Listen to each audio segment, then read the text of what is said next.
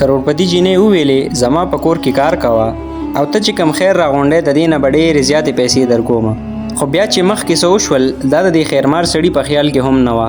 د کراچۍ په ښار کې د سمندر غاړې ته یو سپینه شان بنګله وه چې په دې بنګله کې اوسېدله د ښار د کروڑپتی مالداره خلکو نه یو جینۍ چې د دې نوم سیما مهرا و. سیما د یو کروڑپتی سړي لور وه. دې سره غټ غټ ګاډي وو، نوکران وو، دې سره د دنیا هر قسم نعمت و.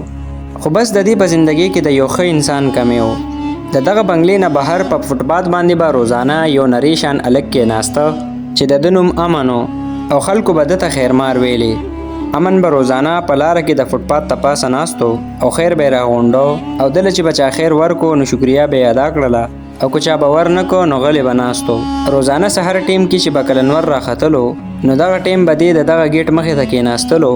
کم خلک چې به په لاره تېرېدل دله به یې خیر ورکو او څه خلکه به داسې وو چې ده ته به یې ښه ډېرې بدې ردې وویلې.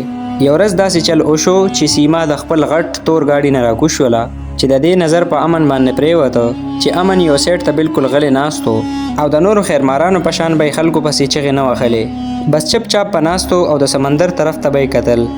سیما لږ وخت لپاره ولاړه وه، امن ته یې کتل او بیا چې کله کور ته لاړله نو د دې په ذهن کې به د امن باره کې خیال راتله. بیا په سبا باندې سیما په خپله د ګیټ طرف ته راغله او دې خیرمار نه یې تپوس وکړو ته روزانه دلته کښېنې؟ امن ورته وویلې او.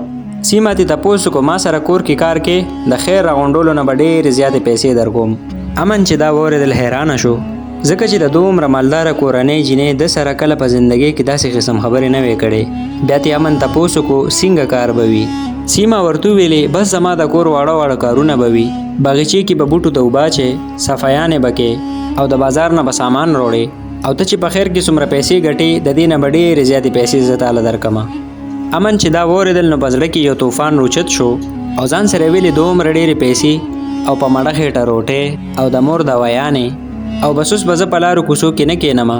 خو د ده په زړه کې یره هم همدومره وه او ځان سره ویلې چې خلک به څه وایي. سیمه چې دا واورېدل نو نری شان مسکۍ شوه او ورته یې ویلې چې خلک خو اوس هم تا پسې خبرې کوي، ته ولې د خلکو خبرو پسې ځې؟ امن چپ شو ځکه چې ده په خپله زندګۍ کې ډېر زیات پیغورونه اورېدلي وو. په ړومبي ځل ده ته داسې کار میلو شو چې هغه لږ شان د عزت والا و. بیا چې ماښام امن کور ته رالو نو خپلې بوډۍ مور ته یې دا ټوله خبره وکړله. مور یې لږ وخت غلې وه او بیا ورته وویلې چې بچي یریږه مه او ځه لاړ شه دغه جینۍ سره کار شروع کړه. په سبا باندې امن د دغې غټې بنګلې ګیټ طرف ته رالو چې دغلته ګارډ ولاړ و. ده ته یې د شک په نظر کتل، بیا تې د نوم تپوس وکړو چې په دې کې د دننه نه اواز راغلی، ویلې چې دې دننه راپرېږدی. امن په خپله زندګۍ کې په ړومبي ځل دومره غټ کور ولیدو چې دا ډېر ښایسته غټ کور و. دیوالونه د سنگ مرمر نه جوړ وو. په دې کې سیما د پوڼو نه راکوز شوله چې دې ساده شان کپړې اچولې وې چې د دې په زړه کې هېڅ قسم غرور نه و. بیا سیما صفا صفا وویلې چې دلته ماته ایمانداره کس پکار دی، چالاکه انسان نه. امن سر ښکته کو ورته ویلې چې صحیح ده. بیا امن کار شروع کو، جارو یې ووهله، بوټو ته یې اوبه واچولې او د بهر صفایانې وکړلې او د به هر یو کار داسې ایماندارۍ سره کو لکه چې د ده خپل کور وي. سیما به ورته د لرې نه کتل.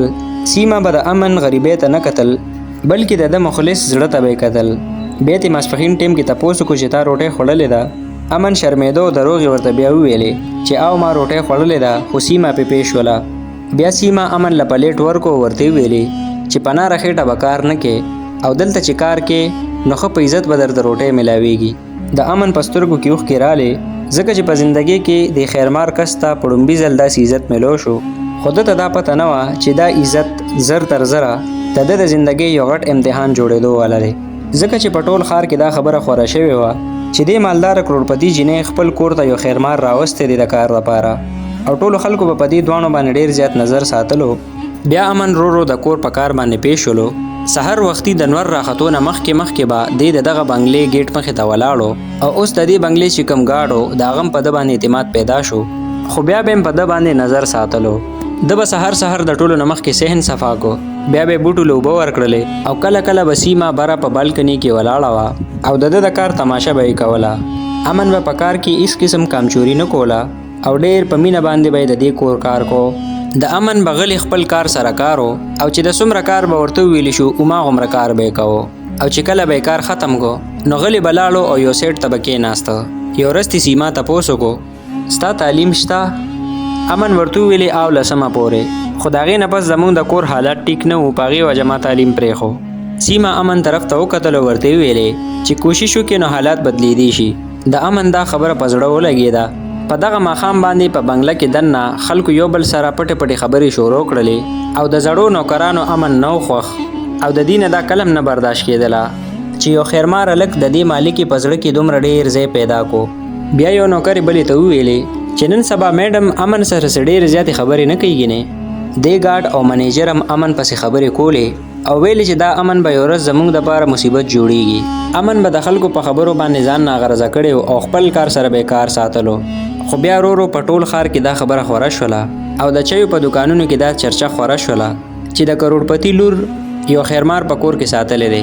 څه خلکو به دې پورې خاندل او چا به پې شک کولو او چا به دې ته بېوقوفتیا ویله او د سیمه پلار بهر ملک کې و او فلحال د کور ټوله ذمهواري په سیمه باندې وه او دې امن له صرف نوکري نه وه ورکړې بلکې عزت یې وله هم ورکړی و، ځکه چې سیمه یو داسې قسم انسان و چې دې به د غریبانانو او د غریبو خلکو ډېر زیات خیال ساتلو.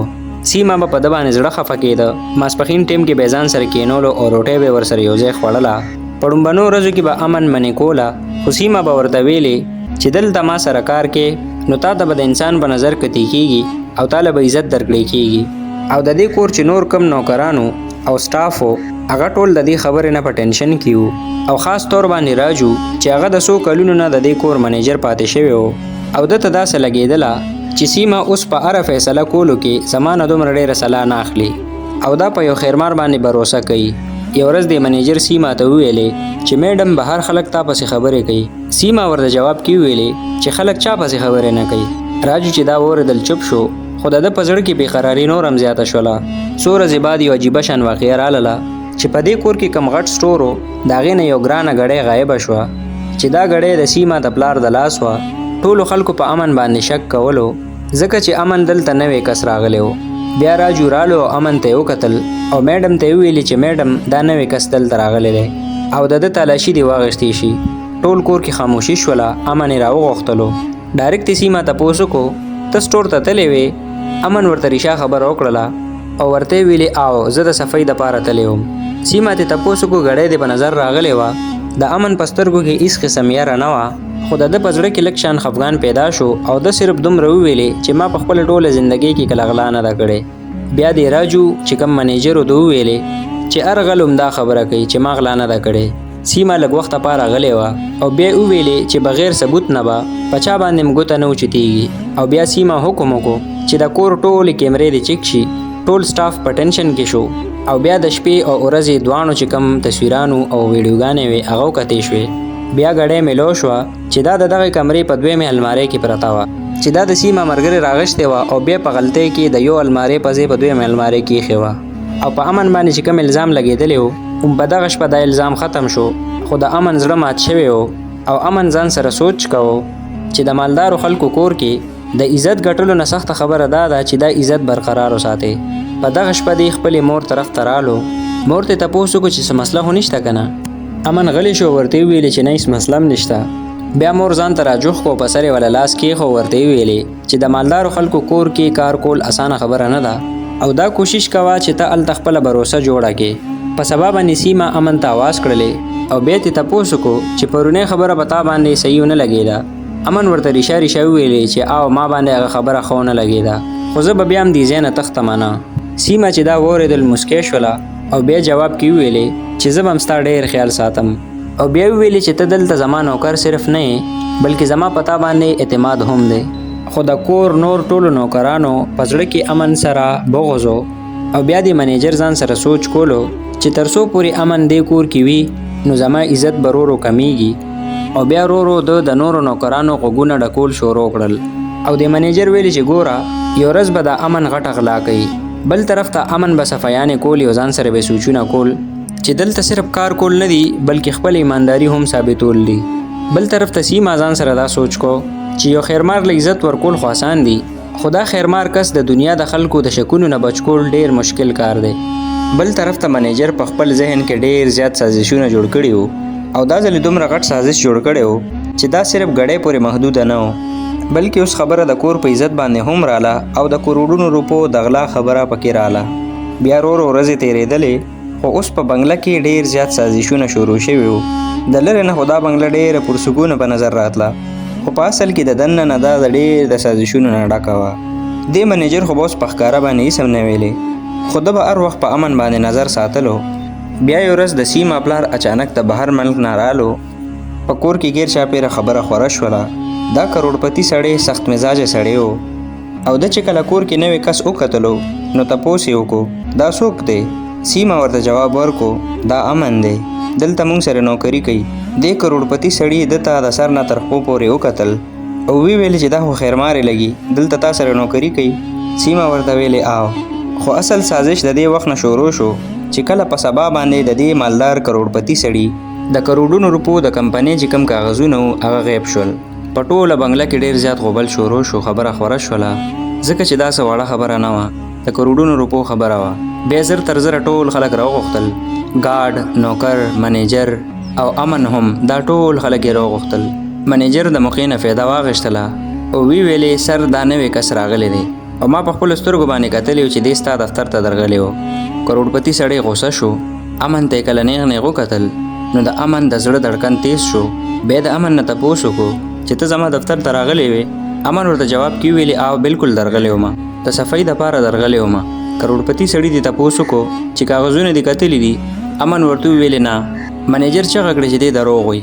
کیمرې په دغه ټیم بندې وې، په ټوله کمره کې خاموشي شوله. دا کروڑپتی سړی غوسه شو، په دغه ټیم کې کیمرې څنګه بندې شوې؟ چا سره هم جواب نه و د دې خبرې. اچانک پولیس والا راوغوښتو. د امن په زندګۍ کې په لومبي ځل د ده دپاره پولیس ګاډی رالو.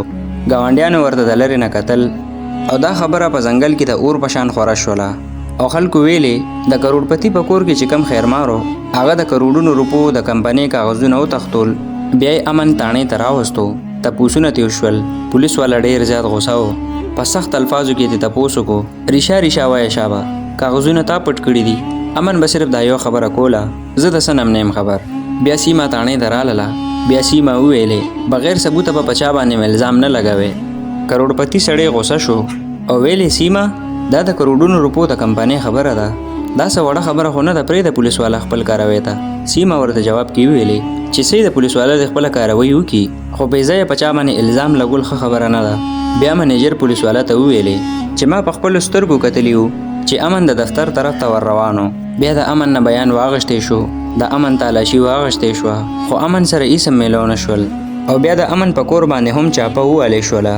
د امن په مور باندې ډېر زیات رچ لګېدلی و. ګاونډیان راجمع شوي وو او ټولو دا ویلې چې امن غلا کړې ده او ویلې چې دې خیرماري ته به اوس د خپل اوقات پته ولګي. خو اصل کهانی د دې ځای نه شروع کیږي. سیما په دغه دفتر کې یو خفیه کیمره لګولې وه او بیا سیما آی ټي ایکسپرټ راغوښتل د دغه کیمرې ریکارډ یې راویستلو او بیا ورو ورو حقیقت خبره به هر طرف ته راوتل شروع شول. بیا د امن موبایل چیک کو، د ده ټول د خبرو ریکارډ او د میسیجونو ریکارډ یې راویستلو چې دې منیجر یو نوی نمبر سره ډېر زیاتې خبرې کړې وې. بیا سیما دا ټول ثبوتونه راواغشتل او د پلار مخې ته یې کېښول.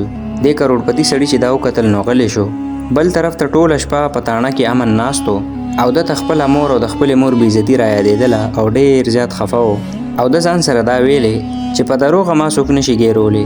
بیا په سبا باندې پولیس والا دا منیجر راوغوښتلو، د ده نه تپوسونه وکړی شول. منیجر اوتر شولو او خبرې به ترې غلطېدلې. بل طرف ته سیما خپل پلار ته وویلې چې تر څو پورې اصل غل ما ریستې نه وي نو زه به په قلار نه کینم. او دې کروڑپتی سړي ته دا پته ولګېده چې معامله صرف اوس د غلا نه ده بلکې دا یو غټ سازش هم شوی دی. منیجر خو اول انکار وکړو او ویلې ما ته د هیڅ هم پته نشته، خو بیا ویلې چې زما خلاف خلک سازش کوي او ما ګیرولو کوشش کوي. خو دغه د کیمرې او د کال ریکارډ مخامخ او بیا پولیس والا دې گیر کو. په دغه شپه باندې امن لږ وخت لپاره د تاڼې نه خوشې کو ځکه چې د امن نه دا دفعې اوسه پورې لا پوره ختمې نه وې. په ښار کې د دې خبرو چرچا وه. څه خلکو ویلې وګوره د پولیس نه خو بچ شو، چا ویلې نه دا دغه جینۍ دی بچ کوي. بیا امن کور ته رالو. مور وله رامنډه کړلې، په مخونې وله لاسونه کېښول، د لاسۍ وله ورکړله، ورته ویلې بچې ته رښتونې او یریږه مه، همیشه دپاره رښتوني کس له خدای پاک بری ورکوي. د امن په سترګو کې ډېرې زیاتې اوښکې وې او د ځان سره دا سوچ کولو چې د مالدارو خلکو کور ته تلل دا یو موقع نه ده بلکې دا یو غټه خطره هم ده. بل طرف ته سیما ځان سره ویلې چې دا خبره به زه غټ عدالت ته بوځمه چې چاته د دې خبرو موقع میلو نشي چې سیما خپل نوکر بچ کړلو او بیا دا فیصله غټ عدالت ته لاړله ځکه چې اوس خبره صرف د کاغذونو نه وه بلکې دا خبره اوس په عزت باندې راغلی وه او د کروڑونو روپو د مالیت او د کمپنۍ خبره وه او را روانې یو څو ورځې په امن باندې د زندګۍ د ټولو نه سختې ورځې وې او بیا چې کله د عدالت تاریخ کېښودی شو نو په ټول ښار کې دا چرچه خوره شوله میډیا والا ښه ډېر راغلي وو هغې دا خبره راغشتې وه او میډیا ویلې چې د کروڑپتي سړي د کور سازش خبره اوس غټ عدالت ته لاړله د ښاریې ټولو خلکو به د دې باره کې یو بل سره خبرې کولې چا ویلې چې مړه پیسه شته که نه پیسه به بچ کي او چا به ویلې چې نه مړه د خیرمار خبره څوک اوري بیا په سبا باندې عدالت لګېدلی و عدالت د ټولو خلکو نه ډک و یو طرف ته د کروڑپتي فیملی والا ناستو بل طرف ته پولیس منیجر او دغه وکیلان ناستو او په منځ کې یوازې امن ولاړو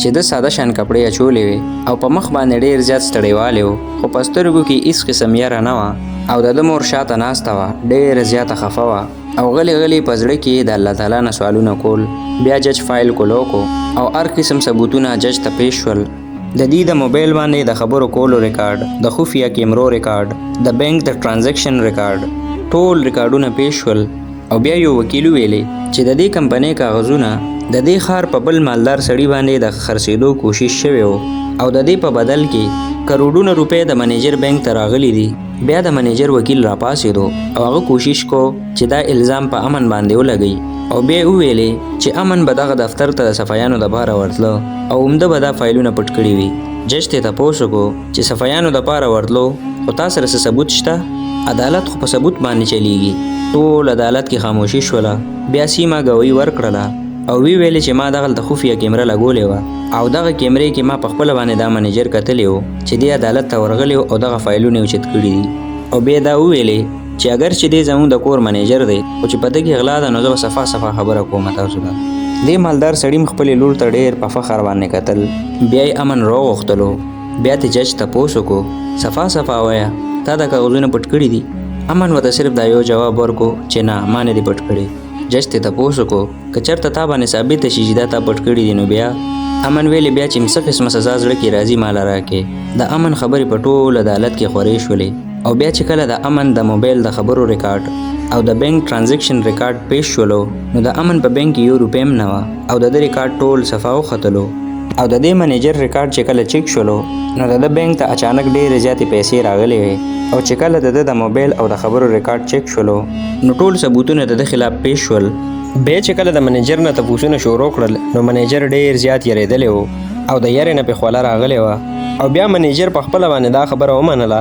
چې زه لالچ کې راغلی وم او ما د دې کمپنۍ د کاغذونه په خپله باندې پټ کړي وو او دغه کیمرې ما په خپله باندې بندې کړې وې او ما په خپل ذهن کې دا منصوبه جوړه کړې وه چې زه به دا الزام په امن باندې ولګوم ځکه چې امن زموږ کور ته نه وی راغلی و عدالت کې ټول خلک ډېر زیات حیرانه شول بیا جج فیصله ووروله جج وویلې چې دې منیجر ته به د 3 غلطو سزا ملاویږي یو غلطي خو دا چې د دومره غټه غلا کړې وه بله غلطي دا چې د خپل مالک له دوکه ورکړې وه او بله غلطي دا چې د یو بېګناه غریب کس باندې الزام لګولی و او د دې ټولو غلطو په سزا کې منیجر ته د ټول عمر دپاره قید اورېدی کیږي بیا پولیس والا رالل او منیجر یې ونیولو او حوالاتو ته یې بوتلو بیا د امن باره کې عدالت دا فیصله وروله چې امن بېګناه دی د ده هېڅ قسم قصور نشته او امن د ډېر په عزت باندې بری شي دا خبره په ټول ښار کې خوره شوله امن چې کله عدالت نه بهر ته راووتلو نو میډیا والا سم ډېر ولاړو خلک د ده طرف ته رالل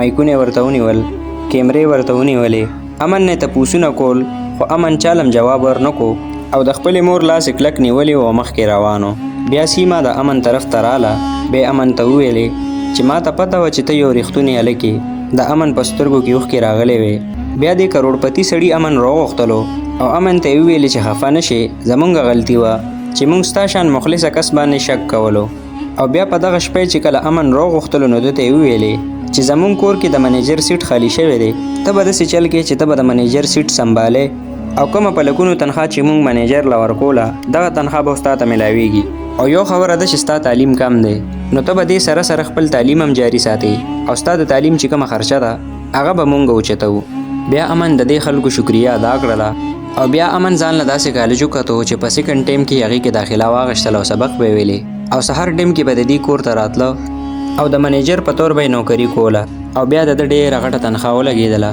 او بیا به د خپل غریبې مور ډیر زیات خیال ساتلو. خشته خشته خوراکونه به ولا راوړل او مور چې کومه بیماری وه د هغې علاج یې ولا وکړو، دوایانې ولا راوړلې. او بیا امن دومره ډېرې پیسې وګټلې چې د خپلې مور هر قسم خواهشات یې پوره کړل او خپلې مور سره به یې په خندا خوشحالۍ باندې ژوند تېراوه.